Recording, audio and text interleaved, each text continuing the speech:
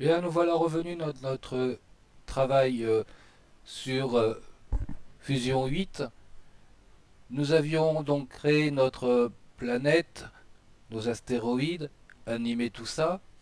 Maintenant, pour poursuivre le travail, il nous faut de l'éclairage et une caméra. Bien. Premier éclairage, un spotlight que nous allons chercher dans Tools, 3D, Light. Et nous avons quatre types d'éclairage, hein, c'est ce qu'on retrouve aussi dans After Effects. Donc la lumière d'ambiance, la lumière directionnelle, le point light et le spotlight. Ici, nous allons mettre un spotlight et nous allons faire quelques réglages pour l'amener à apporter de la couleur. Alors, chacun dirigera la lumière en fonction de ce qu'il veut bien trouver et faire comme coloration et éclairage. Mais il nous faut une couleur. Donc la couleur, vous avez deux possibilités. Celle de jouer avec les curseurs RGB, rouge, vert et bleu, soit d'aller dans Pic et d'aller chercher des couleurs dans la palette ici. Je rappelle que les couleurs ont également un code. Si vous avez un code Photoshop de couleur bien précise, aucun problème. C'est le même principe. Ok. Nous avons le cône d'angle de notre lumière, le deuxième angle intérieur et le drop-off, bon, je ne sais pas encore trop bien à quoi il sert, ça ne donne pas grand chose. Nous avons aussi la possibilité d'avoir des ombres, noires ou colorées, d'une certaine densité, utilisant des maps, utilisant des proxys, utilisant enfin un tas de choses qui sera encore euh, à, euh, à étudier dans le prochain tuto au fur et à mesure qu'on avancera dans la compréhension de ce logiciel. Bien.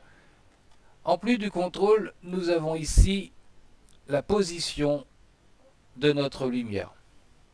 Donc si vous voulez reprendre les mêmes positions que celles que j'ai faites, nous sommes en X à 129, en Y à 1,55 et en Z profondeur à moins 119. Avec une petite rotation 55, 53 5319. Je vous fais grâce des décimales. À savoir que ces lumières sont animables hein, sur les positions X, Y et Z comme sur les rotations. Il suffit de faire un clic droit et d'aller chercher Animate.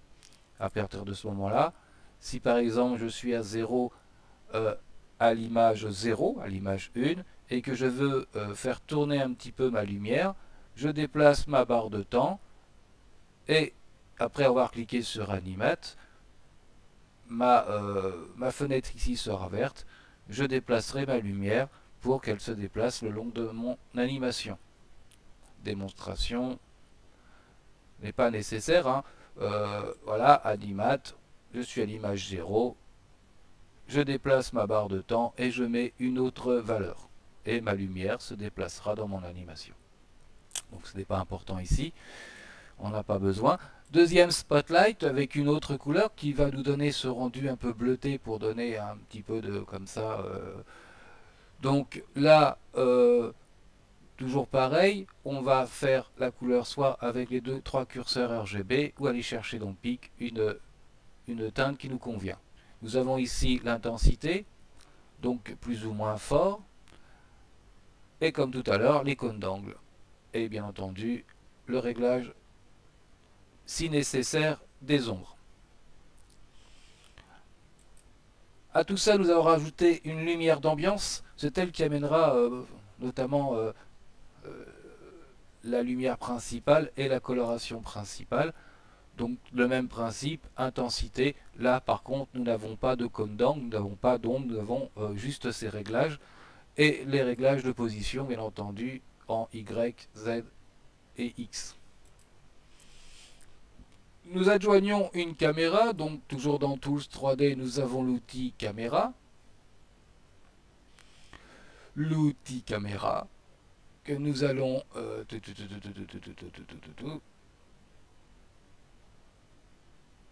ici, caméra 3D, que nous allons elle aussi positionner de façon à ce que les flèches aillent sur Merge, Merge 3D, Merge qui permet de fusionner, enfin d'associer par exemple à nos planètes, aux astéroïdes, à l'éclairage.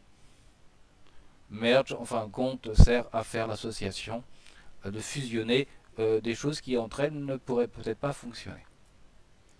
Bien, une fois que nous avons réglé nos caméras, alors caméra, même principe, vous voyez que là je les ai animées dans les X, les Z et dans la rotation en X. Voilà ce qui va me donner une animation. On voit ma caméra qui bouge ici, puisque c'est ce qui se trouve ici, et qui va me donner une image un peu différente.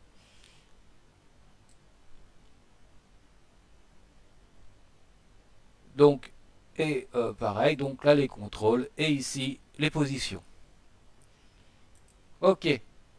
De même, l'angle de vue est animable, hein, bien entendu. Hein. Tout est animable. C'est un peu différent d'After Effects, mais tout est animable de la même manière.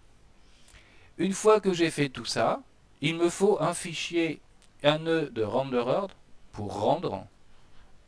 Donc dans Tools, toujours, on est toujours en 3D et on va chercher renderer 3D. Bien. Et ici, j'ai associé avec un fichier qui s'appelle EC3Mov que j'avais supprimé. Voilà. Je vais sélectionner renderer et je vais aller dans Tools et vous avez ici IO. Et je vais prendre Saver, sauver. Bon, j'ai créé un dossier pour recevoir mes rushs vidéo que j'ai indiqué, vous voyez ici, donc dans Fusion EC3. J'ai déjà fait 3 essais. Je vais donc le renommer EC4. Il est en format MOV. Vous avez ici la possibilité donc de l'avoir en format PNG, JPEG. Bien sûr, ce sont des séquences d'images. Là, par exemple, si je prends PNG,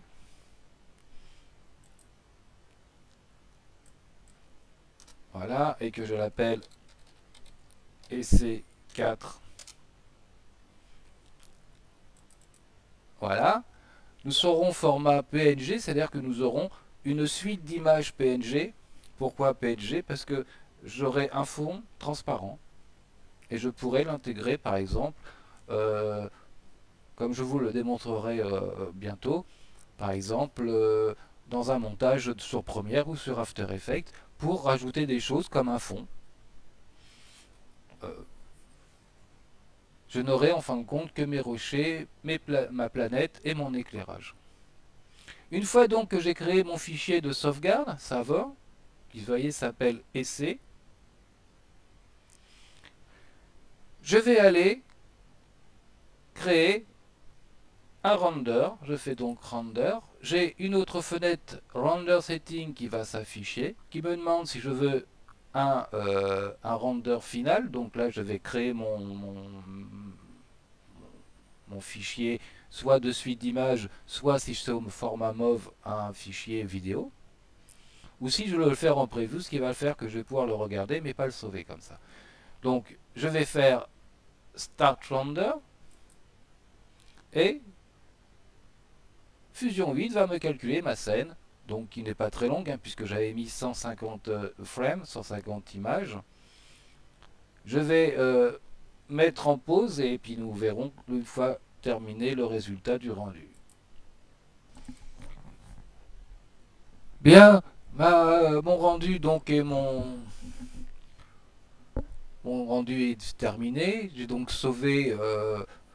sauvegardé une petite vidéo, ensuite d'images PNG de ma composition. Un message me dit que tout s'est bien passé, je clique sur OK, je peux continuer à travailler, je peux supprimer essai par exemple, et puis continuer à travailler ma composition. En rendu mauve, voilà, ça nous donnait ça, donc une animation très courte, hein, puisque nous n'avons que 150 frames, mais voyez que c'est déjà assez sympathique. Bien. Et surtout en partant de strictement rien, c'est-à-dire juste cette image au départ de texture de lune. Hein. Bien.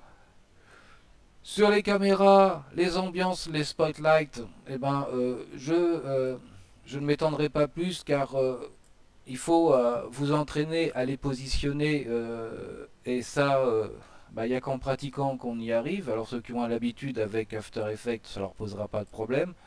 Pour les autres, eh bien, c'est en forgeant qu'on devient forgeron, si je puis dire. Il faudra, euh, il faudra un petit peu de temps pour placer correctement ses lumières par rapport à son animation. Et ça demande de la pratique et de la persévérance. Bien, je vous retrouve dans un tout prochain tuto où je, nous passerons à un petit intermède, c'est-à-dire que nous mettrons notre projet, notre suite d'images en PNG que nous venons de sauver dans un autre logiciel comme Premiere pour bah, le travailler afin de sortir une composition un peu plus travaillée, c'est-à-dire avec un arrière-plan et peut-être retravailler sur le temps de la composition en la ralentissant un petit peu et en y mettant une petite musique de fond, un petit titre et des choses comme ça pour avoir une séquence assez sympathique. Je vous dis bon courage, à bientôt et à bientôt. Voilà, salut.